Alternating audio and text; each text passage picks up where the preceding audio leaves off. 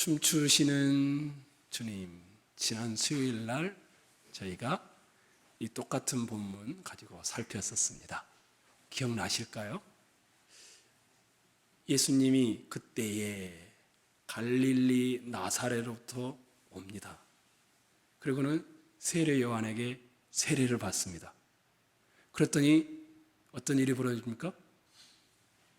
성령이 하늘에서 하늘이 열리면서 비둘기 같이 성령이 훨훨 날아다니는 것이 임하게 됩니다.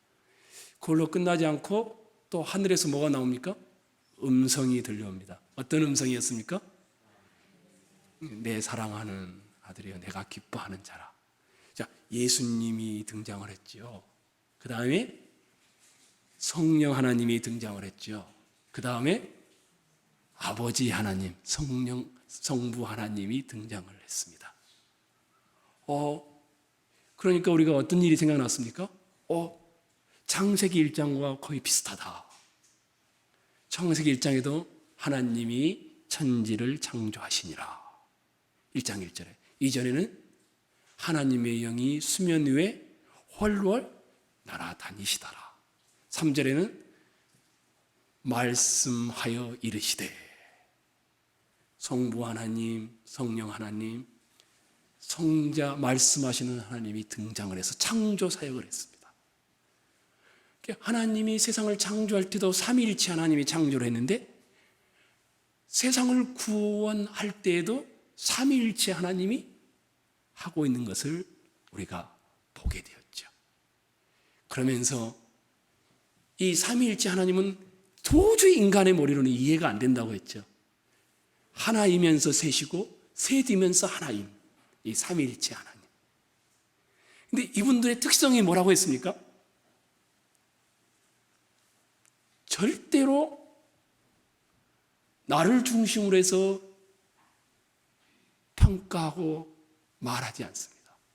항상 상대방을 높이고, 주님이 기도할 때 그랬죠. 아버지를 영화롭게 하였사오며 지금도 영화롭게 하기를 원하나이다. 이는 내 사랑하는 아들이요 내 기뻐하는 자라. 그리고 성령이 확 감싸 안으시고, 하나님은 이 성품이 철저하게 타인 중심이었습니다. 성부 하나님은 성자 하나님과 성령 하나님을, 성자 하나님은 성부 하나님과 성령 하나님을 늘 존중하고 높이는, 그래서 이걸 뭐라고 했냐면 춤추시는 주님이시다. 자기를 중심으로 하여 움직이지 않는 그런 주님. 무대 위에, 여기 무대 위에 5, 6, 7사람인데 다 자기가 주인공이 되려고 하면 어떻게 되겠습니까? 그 연극과 그 영화와 그 드라마는 엉망진창이 되고 말 겁니다. 근데 이 무대 위에서 서로가 다른 사람을 존중하고 배려하고 칭찬하고 아껴주고 그 사람이 최고라고 말한다면 어떻게 되겠습니까? 굉장히 아름다운 드라마가 만들어질 것입니다. 우리가 지난 시간에 살폈던 내용이 그거였습니다. 그래서 삼위일체 하나님은 이런 하나님이 아니라고 했습니다. 굉장히 역동적인 하나님. 어떤 역동적입니까? 역동이라면 막 움직이는, 어떻게 하면 옆에 사람을 살릴까? 어떻게 하면 옆에 사람을 높일까? 이런 하나님. 예수님이 세례를 받으려고 딱 올라오시는데 이는 내 사랑하는 아들이요 내가 기뻐하는 자라. 최고의 기쁨이고 최고의 행복이라는 말입니다. 또 성령 하나님은 싹 감싸 안으시면서 비둘기처럼 훨훨 날아다니면서 그 예수님을 칭찬하고 높이고 빛을 비추어 주는 그 모습들. 이것이 우리 교회였으면 좋겠다 이랬었죠. 하나님은 우리가 없어도 서로가 서로를 높이기 때문에 우리를 창조할 때는, 창조하시고 우리를 구속할 때는 이유가 딱 한 가지였습니다. 너희들도 이 행복을 누려라, 이런 것이었습니다. 서로가 서로를 높이는, 당신은 나의 사랑하는 자입니다. 내가 정말 당신을 기뻐합니다. 이것이 교회의 복음이고 관계임을 우리가 보았죠. 오늘은 조금은 다른 각도에서 이 본문을 이제 보려고 합니다. 성도 여러분, 저는 여러분이 행복했으면 좋겠습니다. 하나님이 창조하시고 뭐라고 했습니까? 너무너무 좋다. 특별히 사람을 창조하고 뭐라고 했습니까? 심히 좋더라. 주님이 똑같습니다. 예수님을 통해서 우리를 구속하시면서도 지극한 행복을 누리기를 원하십니다. 창조 때의 그 행복. 그래서 우리를 행복에로 초대하기 위하여 예수 그리스도를 이 땅에 보내신 것이었습니다. 요한이 많은 사람들에게 내 뒤에 오시는 분이 나는 그분의 신들매도 신발끈도 풀 수 있는 그런 자격을 갖추지 못했습니다. 얼마나 위대한 분인지를 쭉 2절로 8절에서 설명을 했었습니다. 나는 여러분들에게 물로 세례를 베푸지만 내 뒤에 오시는 분은 성령으로 세례를 베풀 것입니다. 이렇게 됩니다. 그런데 예수님은 느닷없이 세례 요한에게 나와서 물로 세례를 받습니다. 얼마나 세례 요한이 깜짝 놀랐는지 마가복음에 기록되어 있지 않지만 마태복음에는 아니 어떻게 내가 당신을 세례를 베풉니까? 내가 세례를 받아야죠. 이럴 정도로 세례 요한이 깜짝 놀랐습니다. 이 예수님이 세례를 받고 올라오시자 하늘에서 희한한 반응들이 막 일어납니다. 그래서 오늘은 이 세례 받는 것이 어떤 의미였을까? 지극한 행복. 이것을 지난 시간에 나눴다면 오늘은 또 다른 면에서 살펴보려고 합니다. 4가지로 나눠서 보겠습니다. 첫 번째는 왜 예수님이 세례를 받지 않으셔도 되는데 세례를 받았을까? 이겁니다. 예수님이 죄가 있으십니까? 없으십니까? 없습니다. 세례 요한이 선포한 세례는 어떤 세례입니까? 죄 사함의 세례였습니다. 예수님은 죄가 없으시죠? 죄를 고백할 것도 없으시죠? 그런데 예수님이 세례를 받아요. 세례 요한의 세례를 받습니다. 사람들은 죄를 고백하며 회개의 세례를 받지만 예수님은 죄인이 아닙니다. 죄의 고백도 물 세례도 받을 필요가 없습니다. 왜 세례를 받았을까요? 마태복음에 이렇게 되어 있습니다. 이제 허락하라. 우리가 이와 같이 하여 모든 의를 이루는 것이 합당하니라. 세례 요한이 처음에는 막 거절하다가 이 말을 하니까 요한이 허락하는지라. 마태복음 3장 10절에 나오는 말씀입니다. 하나님의 뜻을 이루는 것이 합당하다. 이 말 때문에 세례를 베푼 겁니다. 무슨 말씀일까요? 하나님의 모든 의를 이루는 시작이 이 세례로부터 시작된다라는 말입니다. 예수님이 세례 요한에게 받으시는 것이 예수님이 이 땅에서 하시고자 하는 사역을 집약해서 상징적으로 보여준다라는 것입니다. 예수님은 말씀드린 대로 세례를 받을 필요가 없습니다. 세례 요한이 예치는 회개의 세례는 더더구나 예수님은 받으실 의미가 없습니다. 그런데도 불구하고 예수님이 세례를 받았습니다. 나는 앞으로 이런 사역을 할 것이다. 이것을 상징적으로 보여주는 것이었습니다. 이것을 어떻게 하면 여러분들이 잘 설명할까 하다가 이렇게 한번 설명해 보면 어떨까 싶어서 제가 예를 하나 들어보려고 합니다. 아마 우리들은 잘 모르는데 고든 맥도날드라는 아주 미국에서 유명한 분이 있습니다. 그리고 한국에서도 젊은 분들에게 너무너무 많은 영향을, 내면 세계와 영적 성장의 실제, 어마어마한 책들이 팔렸습니다. 그 외에도 아무튼 굉장히 유명한 분입니다. 지난 수십 년 동안 기독교 출판 분야에서 많은 베스트셀러를 했던 작가입니다. 훌륭한 목회자였습니다. 탁월한 설교자였고 교사였습니다. 그 교회 모든 교인들이 그를 사랑했고 수많은 그리스도인들이 그를 존경했습니다. 그런데 어느 날 그만 이분이 간음죄를 범하고 말았습니다. 한동안 그 일은 미국뿐만 아니라 한국에서도 큰 충격을 가져다 주었습니다. 고든 맥도날드 목사님은 자신의 죄를 교회 앞에 고백했습니다. 그리고 조용히 목회의 자리를 사임하고 목사의 직을 떠났습니다. 여러 해가 지나서 그를 사랑했던 많은 동료 목회자들이 그분을 회복시키기 위해 노력을 많이 했습니다. 근데 계속해서 만류를 했고 자기 거절을 했습니다. 그들은 회개하며 낙심해 있는 이 고든 맥도날드 목사님을 위해 권면하고 다시 목회의 길을 걷도록 다시 회복되어 용기를 갖고 시작하도록 도와주었습니다. 쉬운 일은 아니었습니다. 그런데 결국 그의 아내가 그를 용서했습니다. 오랜 세월에 걸쳐서. 그리고 그가 목회한 교회의 성도들이 다시 그를 용서하고 받아주었습니다.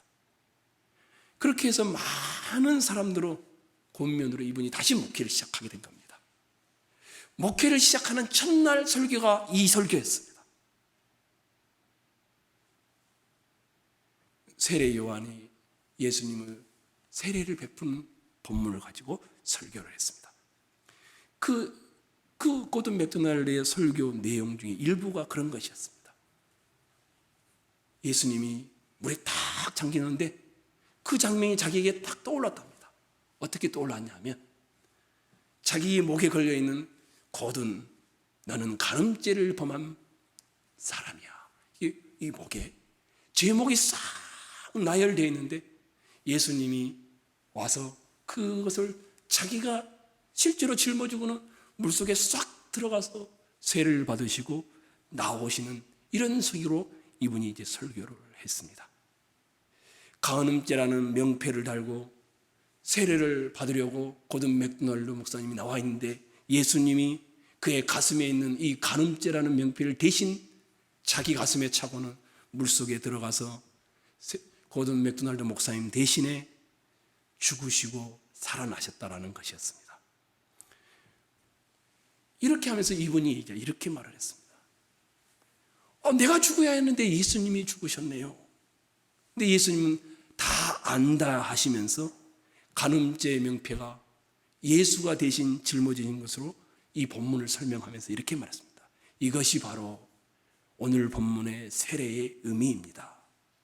예수님이 세례를 받으신 것은 나 때문이고 우리 때문입니다.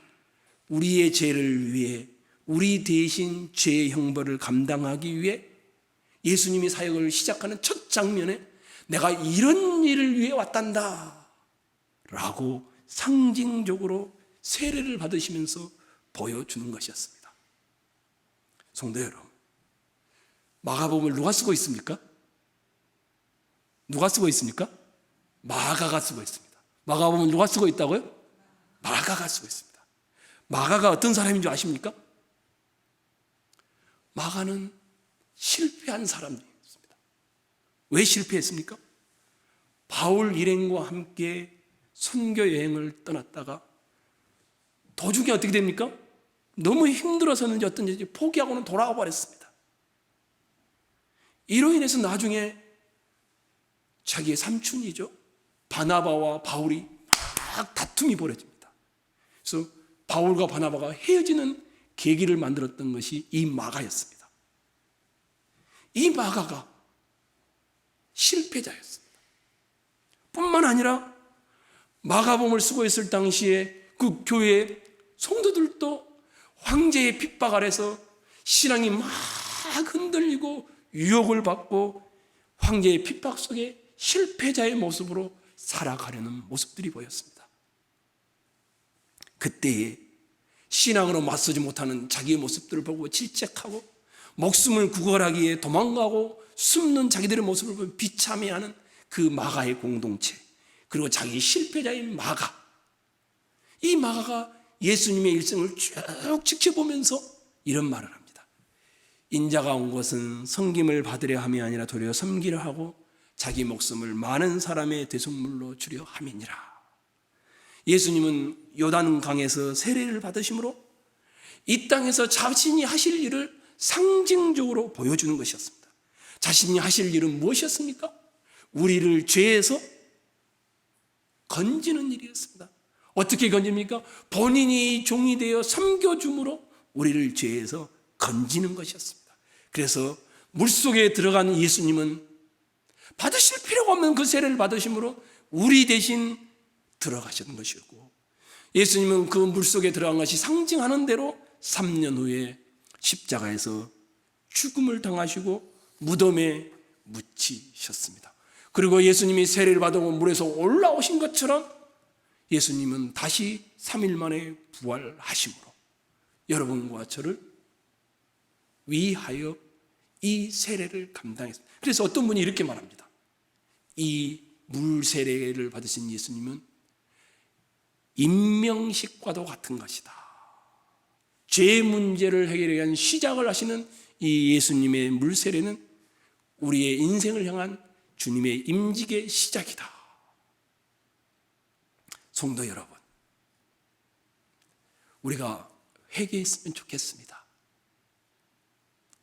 주님이 나를 위해 그렇게 죽으셨는데 세상을 사랑하는 마음, 하나님의 의를 알면서도 마음속에 죄를 품고 살아가는데 양심의 가책을 받지 않는 이 모습, 주일에는 주님을 생각하지만 교회를 떠나는 순간부터 잊어버리고 세상에 취해 정욕적으로 살아온 날들, 날마다 하나님을 의지하지 못하고 날마다 염려하고 근심하며 불평과 원망과 미워하는 삶, 인생의 가장 중요한 것이 우리가 제사함 받았다는 것을 알면서도 인생의 가장 중요한 것은 행동으로 돈이라고 생각하고 살아왔던 것, 기도가 중요한 걸 알지만 기도하지 않고 인터넷을 보고 TV를 보고 건강을 위해 취미생활을 훨씬 더 시간을 많이 바치며 살아왔던 것들, 주님이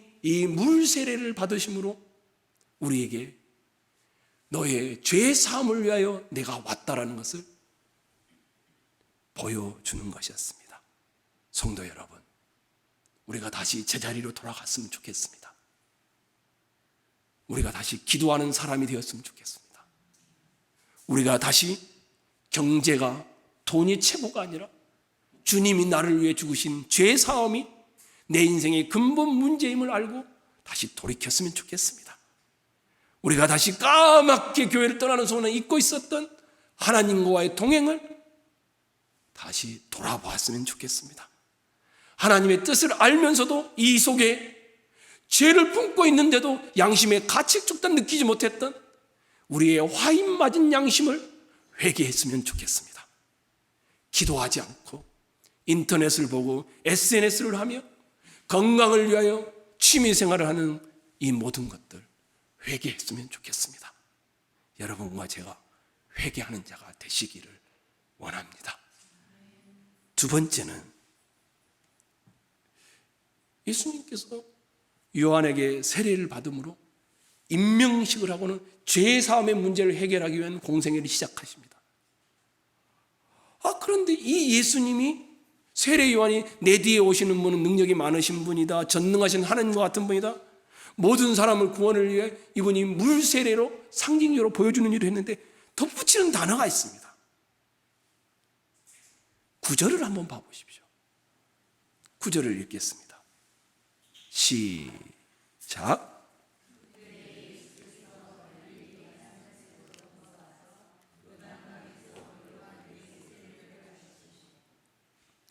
우리가 다 알잖아요. 예수님이 낮은 곳에서 하나님의 뜻에 순종하신 분이다. 하나님의 뜻을 이루기 위해 하늘 보좌와 영광을 버리고 사람의 몸을 비우고 어디에 태어났습니까? 말구유에 태어났다는 것도 우리가 다 알잖아요. 지구상의 가장 낮은 곳으로 오셨다는 것도 우리가 다 아는데 이 마가가 9절에 덧붙이는 단어가 있습니다. 다른 복음서에서는 예수님이 세례받는 장면 덧붙이지 않습니다. 나사렛으로부터 와서 요단강에서 세례를 받으시고, 이 나사렛이라는 단어를 덧붙여놨습니다. 예수님이 출신이 어디냐? 어디라고요? 나사렛이란 겁니다. 나사렛인데 이 예수님이 우리의 죄사함을 위한 메시아이시고 하나님의 아들이시고 우리를 섬기기 위하여 종이 되신 분이다, 이렇게 소개하고 있습니다. 조금 더 해볼까요? 1장 7절 한번 봐보십시오. 눈으로. 그가 전파에 이르시되 나보다 능력 많으시니가 내 뒤에, 그 다음에 뭐라 되었습니까? 오시나니. 1장 9절 한번 봐보시오. 그때 예수께 갈릴리 나사렛부터 와서 오실 것이다 했는데 왔습니다. 근데 어디에서 왔다고 합니까? 나사렛으로부터. 예수님이 물 세례를 세례 요한으로부터 받았는데 어디서부터 왔냐면 나사렛으로부터. 마태와는 달리 마가는 예수님이 어디서 왔는지를 설명합니다. 갈릴리 나사렛이라고 특별한 언급을 합니다. 분명한 뜻이 있습니다. 마가는 나사렛 예수라는 표현을 예수님이 이야기의 첫무리에 썼는데요, 예수님이 이야기의 끝무렵에도 똑같이 쓰고 있습니다. 우리 16장을 한번 찾아가겠습니다. 16장입니다.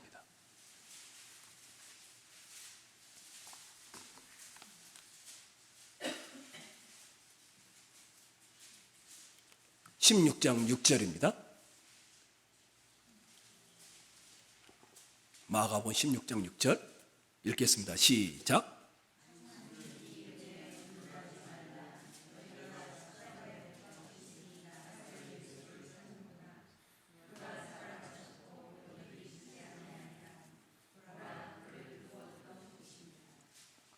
죽은 예수님이 부활하실 때 그냥 예수님이 부활하셨다, 살아나셨다 이러면 되잖아요. 근데 무슨 단어를 덧붙였습니까? 나사렛 예수를 찾는구나.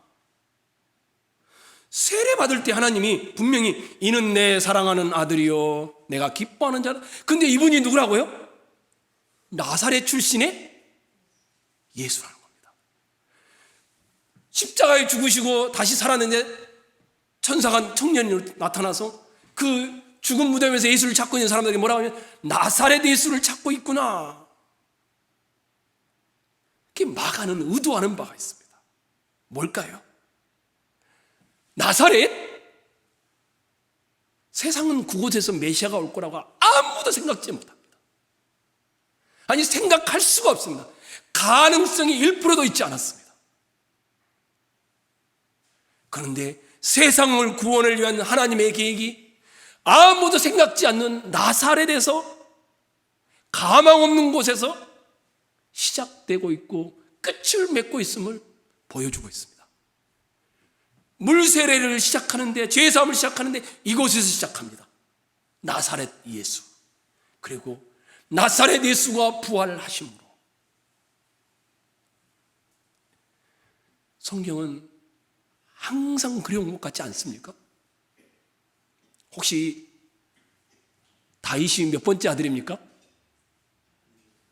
다윗이 몇 번째 이세의 아들입니까? 자, 7번째일까요? 8번째일까요? 헷갈리죠? 7이 아니고 8번째입니다. 7. 7은 완전수이죠, 보통. 이 완전수에도 들지 못하는 변두리, 아버지가 오죽했으면 사무엘한테 보여주지도 말았어. 보여주고 싶지도 않았던 8번째. 근데 하나님은 이스라엘의 참 왕을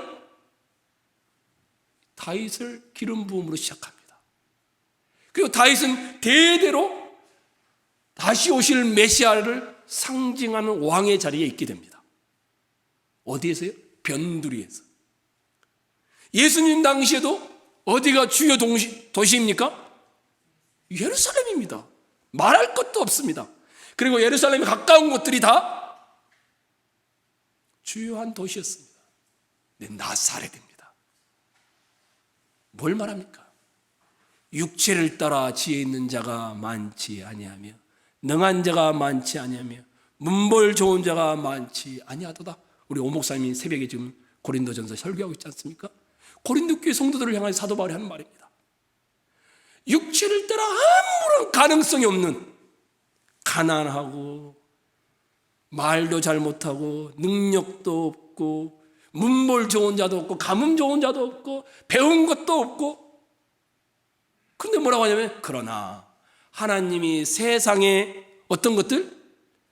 미련한 것들을 택하사 지혜 있는 자들을 부끄럽게 하려 하시고 세상에 약한 것들을 택하사 강한 것들을 부끄럽게 하려 하시며 하나님의 세상에 천한 것들과 멸시받는 것들과 없는 것들을 택하사 있는 것들을 폐하려 하시나니 이는 아무 육체라도 하나님 앞에서 자랑하지 못하게 하려 하심이라. 기독교 역사에서 가장 주목할 만한 대목입니다. 교회가 부흥하는 때는 언제나 겸손과 가난과 약함과 자기의 천함을 고백하는 때 부흥이 일어납니다.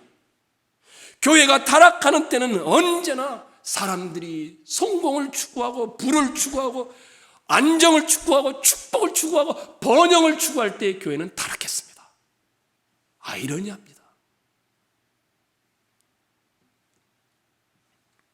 성도 여러분, 여러분에 묻겠습니다.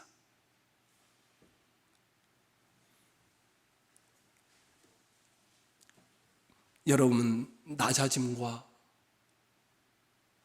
경제적 안정이 함께 갈 수 있을까요? 강함과 겸손함에 함께 공존할 수 있을까요? 자기 부인이 없는 주님의 따름이 함께 있을 수 있을까요? 자아는 죽지 않았는데도 주님의 뒤를 따를 수 있는 순종이 나올 수 있을까요? 우린 다 아니라고 말할 겁니다. 그렇죠? 근데 실제로는 우리가 그렇게 살아가고 있습니다.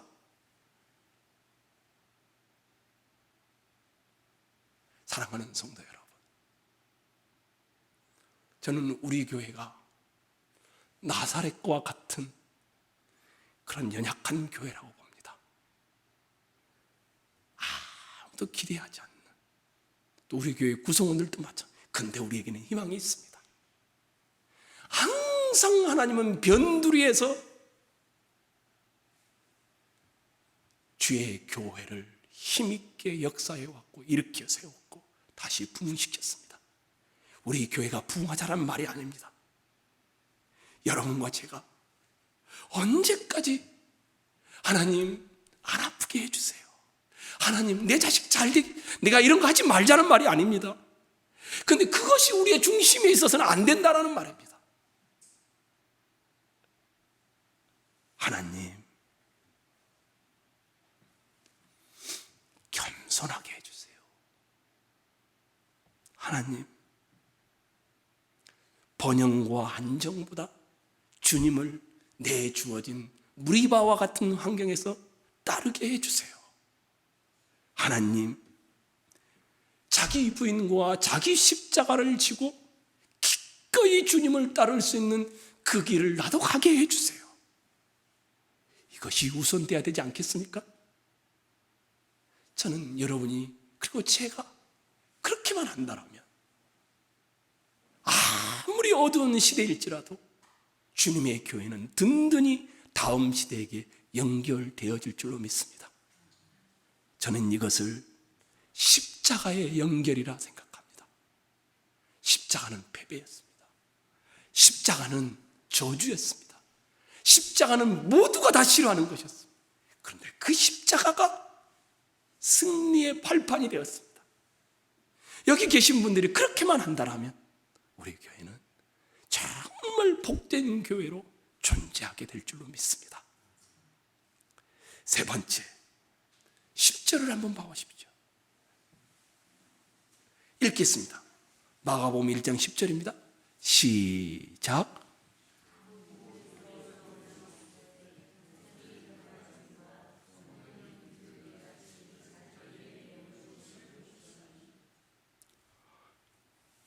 예수님이 세례요한에게 세례를 받으시고 딱 나오는데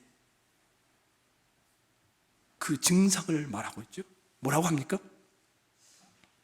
하늘이 갈라지고 또요 성령이 비둘기같이 자기에게 내려오심을 보셨다. 이것은 크게는 예수님이 메시아인 것을 성취하는 것이었고 예수님이 메시아인 것을 보여주는 것이었죠. 그런데 잘 봐보십시오. 나사렛 예수가 어떻게 사역을 하고 있는지, 하늘이 갈라졌다라는 것과 성령이 비둘기같이 임했다라는 표현을 사용하고 있습니다. 성령이 예수께 임한 사건을 이렇게 표현하고 있는 것입니다. 하늘이 갈라졌다라는 것은 나중에 어디가 됩니까? 성소 휘장이 위로부터 아래로 찢어져 둘이 되는, 갈라져 버려서 하늘과 땅을 연결하는 예수님의 사역을 보여주는 것이었죠. 예수님의 십자가의 죽으심은 예수님이 세례를 받으심으로 진노와 저주의 세례에 따른 것을 보여주는 것이었습니다. 그런데 창조의 성령께서 재창조의 구속을 하는 신자들에게 성령이 임하면서 하늘에 가라지고 비둘기가 쫙 훨훨 날아다닌 것처럼 성령의 역사가 보였다는 것입니다. 저는 이 본문을 대하면서 이런 생각을, 예수님이 우리의 죄사함을 위한 공적인 사역을 시작하는데 어떻게 시작했는가?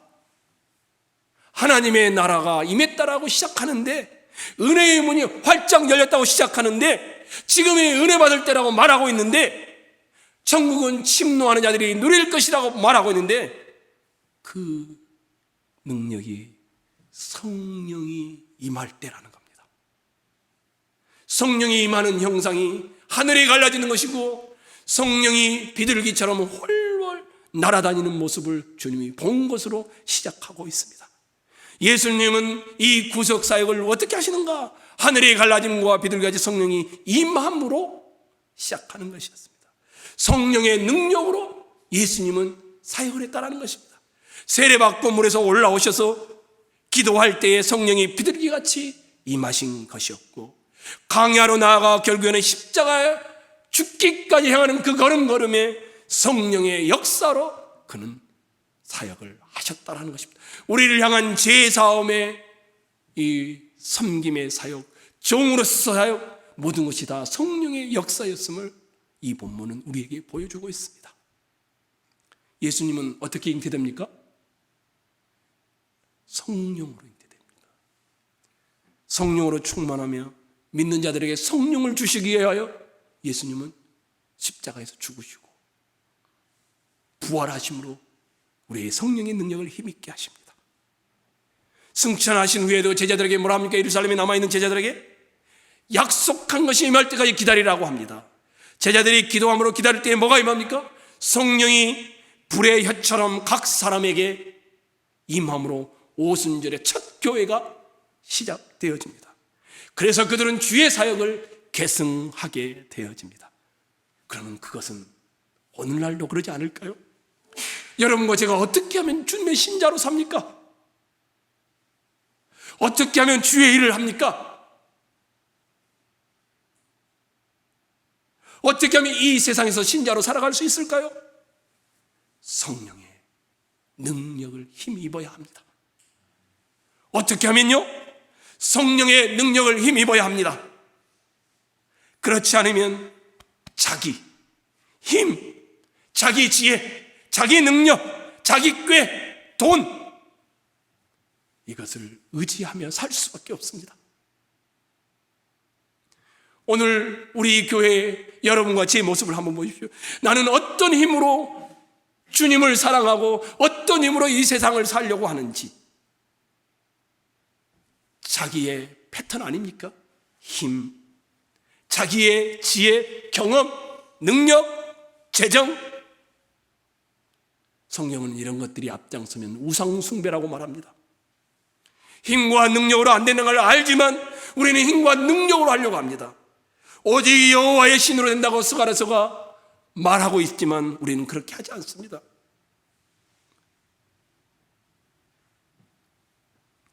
여러분과 제가 성령의 능력을 힘입기를 소망합니다. 성령 충만하기를 원합니다. 그것 때문에 기도하는 겁니다. 그래야 순종할 수 있기 때문에. 마지막 네 번째 보겠습니다. 11절입니다. 읽겠습니다. 시작.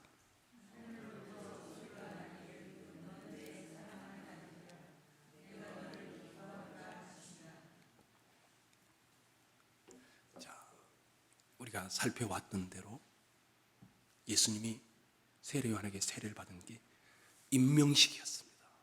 우리의 죄사함을 위한 그 종으로서의 사역을 시작하는 임명식이었습니다. 그런데 그 예수님은 아무도 기대치 않았던 어디에서? 나사렛에서 왔습니다. 그 예수님이 주의 사역을, 죄사함을 위한 사역을 하는데 어떤 능력으로? 성령의 능력으로 임한 것이, 그것이 표현되기를 하늘이 갈라지고 비둘기가 임하는 모습을 보았습니다. 이제 이 예수님이 다 세례를 받고 올라와서 그렇게 했는데 음성이 들려옵니다. 하나는 시편 2편 7절의 음성이고 하나는 이사야서 42장 1절의 음성이었습니다. 너는 내 아들이다. 오늘 내가 너를 낳았다. 시편 2편 7절에 나오는 말씀입니다. 내 마음에 기뻐하는 너는 신실한 종이다. 이사야 42장 1절에 나오는 이 두 구절이 짬뽕되어서 너는 내 사랑하는 아들이라 내가 너를 기뻐하노라, 이렇게 음성이 울려 퍼지고 있습니다. 이 두 말씀은 예수님의 신분은 하나님의 아들인데 그는 여호와의 종으로 이스라엘 백성을 구원하는 사명을 받았다는 것이었습니다. 변화산에서도 동일하게 느끼냐죠. 내 사랑하는 아들이라. 이 변화산의 음성은 마치 독자 이삭을 바쳤던 아브라함에게 임했던 그때의 음성과도 같습니다. 내 아들, 내 사랑하는 독자 이삭을 바쳐라. 하나님의 사랑하는 아들 예수님이 친히 그 백성을 대신해서 죽지 않고는 그의 백성을 구원할 방법이 길이 없는 것을 표면적으로 보여주는 내용이었습니다. 변화산에서 보여주었고 겟세마네 동산에서 보여주었고 마침내 십자가 위에서 하나님의 사랑하는 아들로 죽으심으로 이방 백부장의 음성을 통하여 우리에게 들려줍니다. 성령의 강림과 더불어 나타나는 하나님의 음성, 너는 내 사랑하는 아들이라 내가 너를 기뻐하노라. 이 음성은 예수님을 사역 내내 힘을 가지고 하게 만드는 위로와 기쁨과 지극한 행복의 메시지였습니다. 사단은 늘 말합니다. 야, 하나님만 높이면 너는 어떻게 살래? 하나님만 의지하면 너에게 있는 것은 뭘 어떻게 할래? 네 실속을 챙겨. 이게 사단의 우리를 향한 생각입니다. 계산 좀 해봐. 너 그렇게 하면 손해밖에 더 안 나와. 이게 마태복음 4장에 사단이 예수님을 시험했던 내용이었습니다. 그런데 예수님은 너는 내 사랑하는 아들이라 내가 너를 기뻐하노라. 이 말씀을 듣고 사역을 시작하고 너는 내 사랑하는 아들이라 내가 너를 기뻐하노라. 변화산에서 또 이 말씀을 듣게 되어지고 마지막 죽는 순간에는 백부장을 통하여 이는 진실로 하나님의 아들이었도다 보여주게 되어집니다.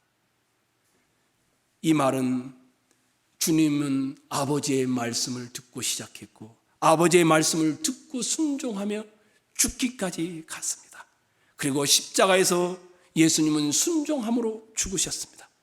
예수님은 그래서 우리를 진짜 행복으로 초대하기 위하여 그렇게 치열한 전투를 싸우셨는데 싸울 때마다 들려왔던 음성이 너는 내 사랑하는 아들이다. 내가 너를 기뻐한다 였습니다. 저는 이 문 밖을 나아갈 여러분들에게도 오늘 우리에게도 서가 나는 내 사랑하는 아들이다. 내가 너를 너무너무 좋아한다. 여러분 모두를 향하여서도 동일하게 이 말씀을 하십니다. 창조 때 하나님이 삼위일체 하나님이 창조를 통하여 기뻐했던 것처럼 구속하시면서 이제 구속사를 시작하는 그 아들을 보면서 너는 내 사랑하는 아들이라 내 기뻐하는 자라 말했던 것처럼 이미 구속함을 받은 우리들을 향하여서도 아버지 하나님은 애야 나는 너를 사랑한단다. 나는 너를 기뻐한단다. 그러니 이 십자가의 길을 힘있게 걸어가자. 이렇게 말씀하신 것이었습니다. 우리뿐만이 아닙니다.